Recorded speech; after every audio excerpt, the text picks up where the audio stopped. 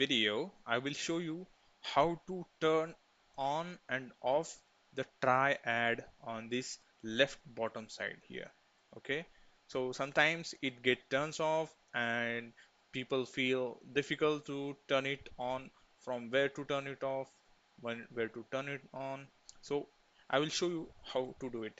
Just go to menu, then go to preferences, and then go to visualization, or there is a shortcut key Control Shift V, whichever is suitable to you, you can use it.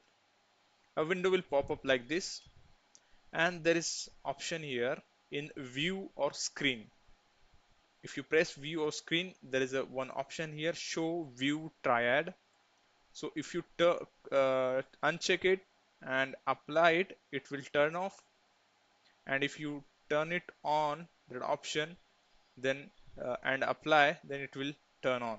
And also you can shift it to the right side or to the left side by using this bottom right button, then press apply and it will go to the right side, and if you press to the bottom left and press apply, it will shift to the left side. So I hope you like the video. If you do so, please subscribe the channel and hit the like button, and thank you for watching.